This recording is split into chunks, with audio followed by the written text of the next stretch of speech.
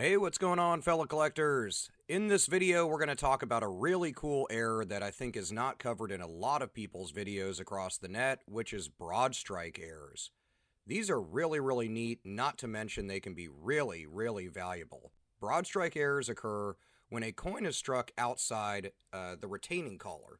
So this results in a coin that has a broader, often thinner than standard issue. It's usually missing or has incomplete edge reading, and such an error can significantly enhance a coin's value. So, especially when the error is pronounced and the coin is in really good condition. So, if you come across a broad strike error and you're sure that's what it is, you might want to consider getting it graded by one of the bigger companies, and this will really enhance its value, not to mention solidify its condition. But let's talk about 5 really valuable quarters that have broad strike errors, so you have examples of what to look for, and maybe you can find that next big discovery of a year that no one knew had a broad strike, or you can just know what a broad strike is, and you can look for them the next time you look through your quarter rolls. The first one we're going to talk about is the 1965 Washington quarter with a broad strike error. These are really well known.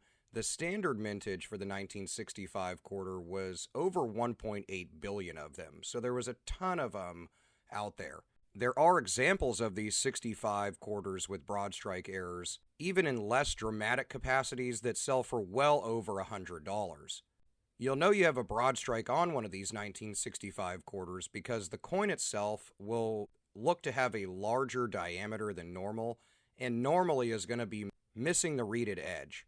Also, design elements on these quarters on either the obverse or reverse are going to appear stretched or distorted, and generally the coin will lack the typical raised rim on it as it was improperly struck. Record prices for these have gone in upwards of $400 or $500, but these can sell for easily $50+ depending on how dramatic the broad strike is. Another great example is the 2014 D Utah Arches National Park quarters.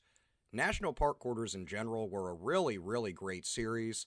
I think a lot of people slept on that series, but there's a lot of errors to be found. The standard mintage of the Denver coins was a little over 250 million of them for 2014.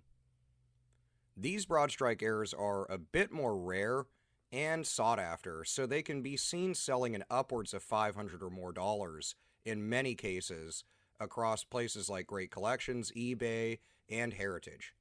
Similar to other broad strike errors, of course, this error leads to an expanded diameter on these national park quarters and generally an absence of the edge reading.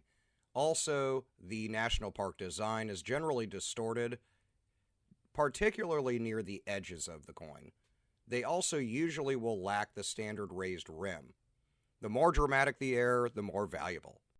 The third example is a really recent one, which is a 2021 Washington Crossing the Delaware quarter with a broad strike. The standard mintage of these for 2021 was 215 million out of Philadelphia and 220 million out of Denver, and you can find this broad strike error on either of those mints. Now, there's an unknown amount of these out there, but quarters with this error can command a really good premium over face value. Examples have sold in the hundreds of dollars with a really prevalent broad strike on them, but can normally sell in the $40 to $50 range pretty easily with this error.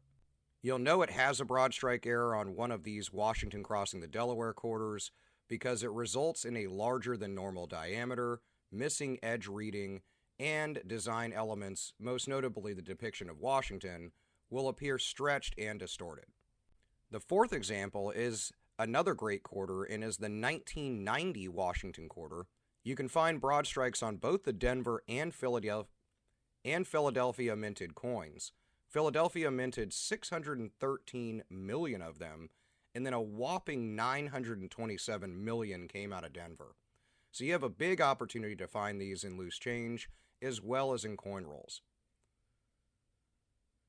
There's a limited amount known with heavy broad striking on these 1990 quarters, but these errors can command really good premiums over the 25-cent face value, some selling at upwards of $600 or $700, but normally seen in the $70 to $120 mark for decent grades. You'll notice the broad strike mostly along the edges and periphery of the coin where the elements are going to appear, where the design elements are going to appear stretched and distorted.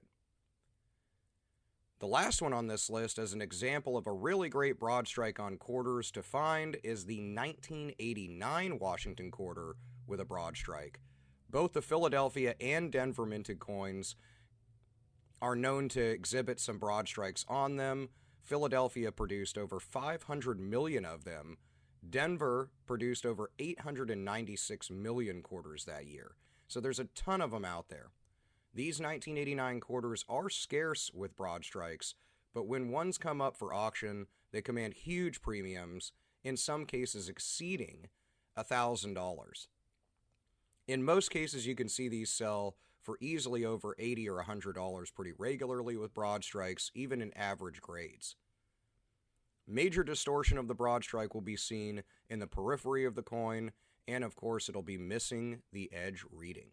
So in conclusion, these are really interesting coins that you can acquire. Broad strikes are super cool. They're a great error, and to kind of help you identify them, you'll want to look at the diameter of the coin. Coins with broad strike errors are typically larger in diameter.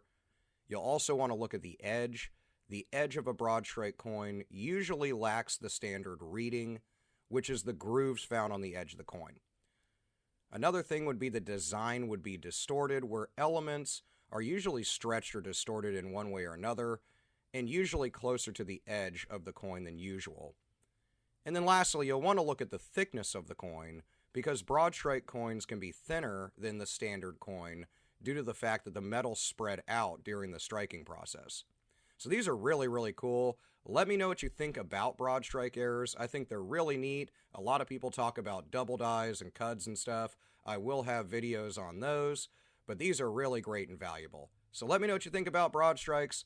Let me know what you've come across in your coin and banknote searches lately in the comments. I'll see you there, and I'll see you in the next video.